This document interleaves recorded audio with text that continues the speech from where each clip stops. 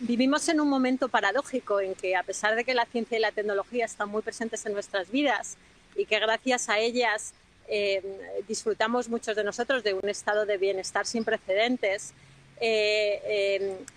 también existe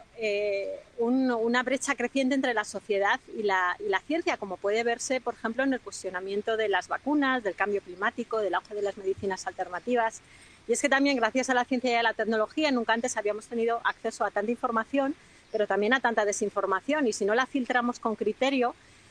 lo que ocurre es que acabamos eligiendo solo las cosas que nos reafirman en nuestras creencias, nuestras ideas preconcebidas, y siendo presa de nuestras emociones somos más vulnerables a grupos de interés que cada vez son más poderosos y a quienes en muchas ocasiones les interesa mantenernos desinformados. Y como madre de dos hijas me preocupa mucho el mundo en el que van a crecer. Es un mundo de la posverdad, donde las afirmaciones ideológicas se presentan como gran equivalentes a aquellas basadas en la evidencia. Entonces yo creo que es esencial acercar a la ciencia a la sociedad por muchas razones, pero si tuviera que destacar una, sería porque la ciencia puede ayudar a los ciudadanos a desarrollar un pensamiento crítico basado en la evidencia, porque esa es precisamente la clave de la actividad científica. Y la educación científica debería centrarse en hacer a los ciudadanos expertos en ese proceso, porque la ciencia es una forma de pensar, una forma de buscar la verdad. Y es contraproducente que la educación científica se limite a la presentación de un cuerpo incuestionable de conocimiento, como tradicionalmente se ha hecho,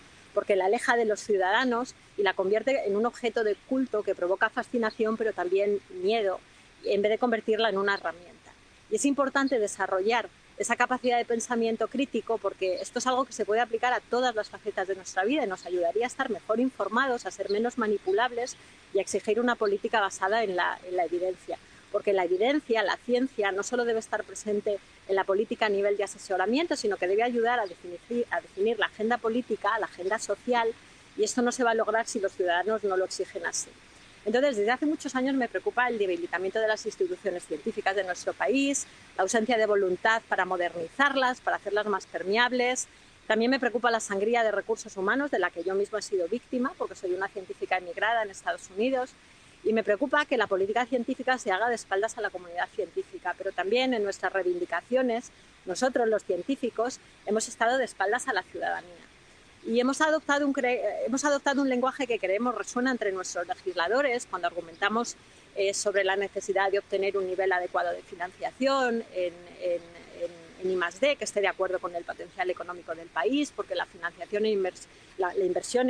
pública en I+D atrae la inversión privada. Hay un sector fuerte de la I+D que apoye de manera inequívoca la investigación básica, puede contribuir al crecimiento de la economía y al cambio del modelo productivo a uno basado en la generación de conocimiento, que sea menos vulnerable a crisis económicas. También argumentamos que es contraproducente recortar en I+D en época de crisis, porque los beneficios que la I+D puede aportar a la economía vienen con un retardo y los recortes en época de crisis inhabilitan posibles vías de recuperación. Por ejemplo, en Estados Unidos, por cada dólar que se invierte en el Instituto Nacional de Salud, el retorno a la industria en ese país es de $8 en un periodo de unos 8 y 10 años. Hay un retardo. Y todo esto que hemos argumentado incansablemente durante años es sin duda crítico, pero para que realmente el mensaje cale en la sociedad tenemos que enmarcarlo en un contexto más amplio. Los ciudadanos deben entender que no solo se trata del crecimiento del PIB, del Producto Interior Bruto, que muchos vemos como un indicador cuestionable del bienestar social, sino que se trata de la disminución de la brecha de bienestar social.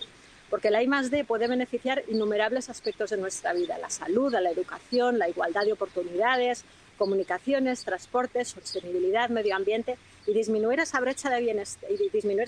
bienestar no solo debe ser un imperativo moral de la ciencia, sino que también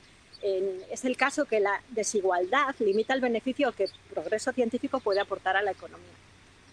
Otro de los argumentos que en estos últimos años hemos hecho es que ha habido una pérdida significativa de personal científico debido a la reducción de empleo público y a la falta de oportunidades en el sector privado, y que esto ha afectado especialmente a generaciones de menos de 45 años, entre las que me incluyo. E insistimos que la formación de este personal científico requiere de recursos y de tiempo, y su pérdida no solo supone una pérdida de inversión pública, sino que lastra nuestro futuro, porque contribuye a un déficit en tecnología, en innovación y en descubrimiento. Pero tenemos que explicar a los ciudadanos por qué esto es así, porque no se trata solo de preservar el empleo dentro de nuestra torre de marfil, dentro de nuestra burbuja, sino también de adaptar los programas de formación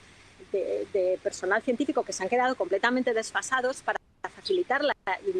inserción de personal en el sector privado. Porque estos investigadores, que en muchas ocasiones se quedan colgados, muchos de mis compañeros están en esa situación, han desarrollado una capacidad de buscar información, de analizarla mediante el pensamiento crítico basado en la evidencia, de elaborar informes, de comunicarse con la comunidad internacional, y esto es un tremendo potencial que puede contribuir al despegue del sector privado en la innovación.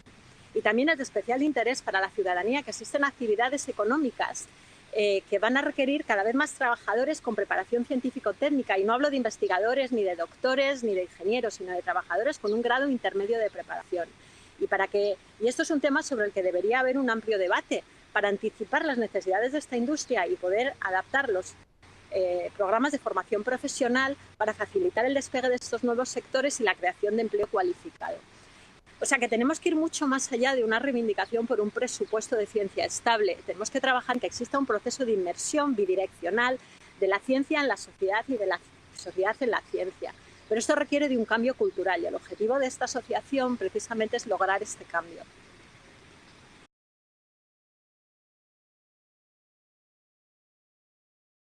En que no es una sociedad científica, no es una asociación científica, es una asociación ciudadana.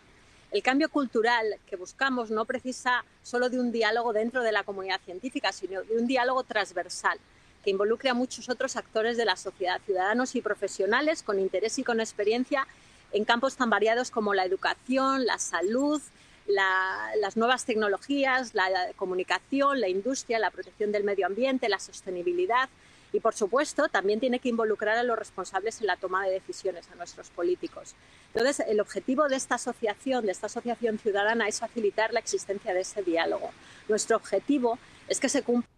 el mandato del artículo 26 de la Declaración de los Derechos Humanos, por la cual toda persona tiene derecho a participar en el progreso científico y en los beneficios que de él resulten.